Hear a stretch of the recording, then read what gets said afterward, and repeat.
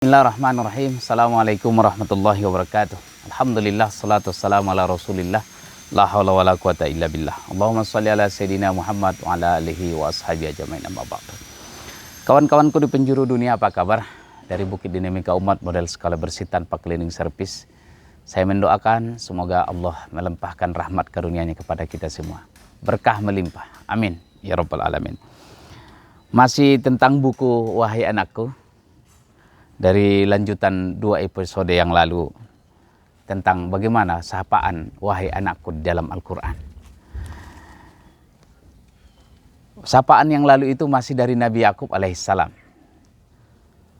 kepada anaknya Yusuf dan sebelumnya kepada anak-anaknya yang lain. Kali ini ada 3 sapaan wahai anakku dalam surah Luqman, dan ini yang paling sering kita baca. Saya betul-betul menjadikan surah Luqman ini satu surah yang paling indah, yang sering dibaca-baca dan diulang-ulang. Dan kembali saya sangat bersyukur kepada Allah. Waktu tahun lalu berkunjung ke Kairo, mengunjungi Ananda Ihza di sana, dan bersempat berziarah ke makam atau ke kuburan Luqmanul Hakim. Dan saya menangis di sana. Dan saya doakan sekaligus mohon ridhonya, keikhlasannya, keberkahannya, supaya buku yang selalu saya baca tentang beliau, tentang Luqmanul Hakim, dan ayat Al-Quran yang saya baca tentang Luqmanul Hakim, semoga diberikan keberkahan oleh Allah Subhanahu wa Ta'ala. Sebuah kesempatan terbaik bagi saya bisa berziarah ke kuburan Luqmanul Hakim. Luqmanul Hakim berpesan kepada anaknya yang pertama dalam ayat yang ke-13 surah Luqman. A'udzubillahi minasyaitonirrajim. Ya bunayya, la tusyrik billah. Inna syirka la zulmun azim. Ini yang pertama ungkapannya. Karena ini menunjukkan bahwa dasar pondasi pertama pendidikan terhadap anak adalah akidah. Ini sama halnya dengan disampaikan oleh Nabi Yakub alaihissalam dalam surah Al-Baqarah yang kemarin itu kita bahas dalam ayat 132, 133 itu. La tusyrik billah. Kalau Nabi Yakub kepada anak-anaknya, ya baniya, ma ta'buduna min ba'di. Apa yang kalian sembah kalau aku mati? Sekarang Luqman berkata kepada anaknya, petuah Luqman kepada anaknya, ya bunayya la tusyrik billah. Hai anakku, jangan mensyirikatkan Allah, karena itu adalah dosa yang sangat besar. Dan inilah yang harus kita tanam juga kepada anak-anak kita. Jangan sekali-kali mereka mensyirikatkan, mensekutukan Allah. Hanya Allah saja yang harus disembah. La ilaha illallah, hanya Allah, tidak ada Tuhan selain Allah. La ma'buda illallah, tidak ada yang boleh dan patut disembah kecuali Allah. La ma'buda illallah, la mahbuba illallah, tidak ada yang boleh dicintai selain Allah. Ungkapan yang kedua dari Luqman Hakim kepada anaknya, ya bunayya, wahai anakku, innaha intaku misqala habbatin min khardalin fatakun fi sakhratin aw fis samawati aw fil ard ya'ti bihallah. Ada ayat ke-16.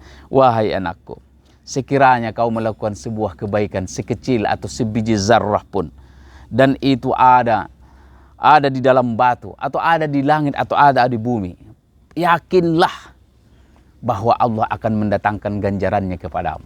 Ini luar biasa penanaman akidah ini. Keyakinan bahwa tidak ada satu amal perbuatan pun yang kita lakukan, sekecil apapun yang kita lakukan, kecuali itu dicatat dengan baik oleh Allah Subhanahu wa Ta'ala. Apakah di dalam batu yang gelap, di gurun pasir, ataukah di langit atau di bumi yang kita lakukan, hanya sebiji zarrah pun Allah catat dan Allah berikan ganjaran. Dan ini memberikan keyakinan yang kuat kepada kita, kepada anak-anak kita, bahwa melakukan sesuatu tidak perlu harus dilihat oleh orang. Dan justru di sini menanamkan keikhlasan, keyakinan tauhid akidah kepada Allah, dan sekaligus menumbuhkan keikhlasan kepada anak-anak kita, bahwa yang dilakukan itu semuanya tampak dengan jelas dalam catatan Allah Subhanahu wa Ta'ala. Malaikat raqibun atid, raqib dan atid, kiraman katibin ya'lamuna ma taf'alun.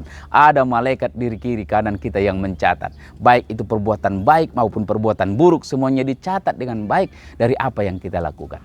Ini ungkapan yang luar biasa, nasihat petua dari Luqmanul Hakim kepada anaknya. Yang ketiga, ungkapan yang ketiga dari Luqmanul Hakim dalam surah Luqman itu dalam ayat yang ke-17. Ya bunayya aqimis shalah wa'mur bil ma'ruf wanha 'anil munkar wasbir 'ala ma asabak. Setelah ditanamkannya akidah, bahwa tiada Tuhan selain Allah. Ditanamkannya pula akidah tauhid bahwa Allah melihat segala apapun yang dikerjakannya. Maka sekarang saatnya mendirikan ibadah kepada Allah. Dan yang pertama ditanamkannya adalah aqimus shalah, dirikan sholat. Dirikan sholat. Maka kita sebagai orang tua ingatkan kepada anak-anak kita. Dan kita berikan contohnya, jangan sekali-kali meninggalkan sholat. Wahai anakku, apapun pencapaianmu, dimanapun kau berada, kapanpun, jangan pernah tinggalkan sholat. Karena sholat itu menjadi tiang. Kalau tiangnya udah runtuh, maka bangunan akan roboh. Jadi dimanapun, di muka bumi manapun kau berada nanti nak, maka jangan sekali-kali kau tinggalkan sholat. Aqimus sholah, wa'mur bil ma'ruf, wanha 'anil munkar.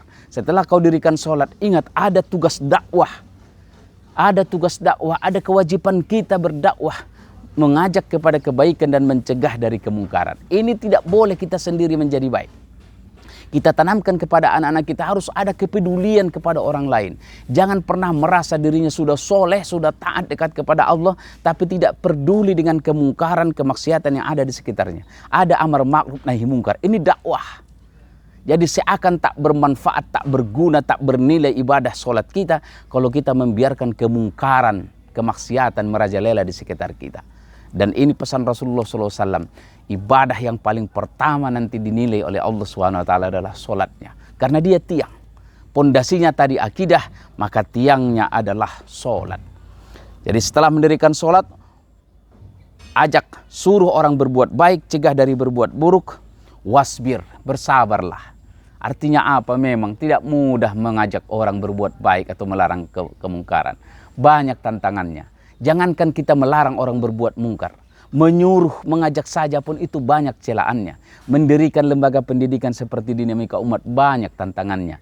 Kuncinya wasbir ala ma asabak. Bersabarlah atas segala musibah, tantangan, hinaan, cacian, makian. Fitnahan akan datang bertubi-tubi. Nah, kalau kau nanti menempuh jalan dakwah, amar ma'ruf nahi mungkar, tantangannya banyak. Berkorban jiwa dan raga, pikiran, tenaga, waktu, bahkan kehilangan nyawa. Itu harus siap dengan resiko itu. Makanya seorang anak kita tanamkan bahwa ada tugas dakwah di pundaknya nanti. Dan ingat, bersabarlah. Dan inilah pesan dari Luqmanul Hakim kepada anaknya. Dan ini pula lah pesan kita kepada anak-anak kita. Sebisa mungkin kita menjadi modelnya. Sebisa mungkin kita menjadi modelnya. Tapi kalau kita tak mampu menjadi model yang baik buat anak-anak kita pilihkan mereka guru. Kita pilihkan mereka sekolah yang bisa memberikan model contoh yang lebih baik dari kita orang tuanya. Sehingga kekurangan kita orang tua dalam mendidik anak-anak di rumah bisa dilengkapi di sekolah atau dengan gurunya. Jangan juga sebaliknya, karena kita tidak mampu dan kita menyerahkan sepenuhnya pendidikan anak kita kepada guru dan sekolah. Sementara kita orang tua tidak berusaha memperbaiki diri. Mudah-mudahan bermanfaat buat kita semua, terutama orang tua dimanapun berada. Semoga Allah menjaga anak-anak kita, mendidik mereka menjadi anak yang soleh dan soleha. Hadanallahu yakum ajmain, wabillahi taufiq wal hidayah. Assalamualaikum warahmatullahi wabarakatuh. Horas.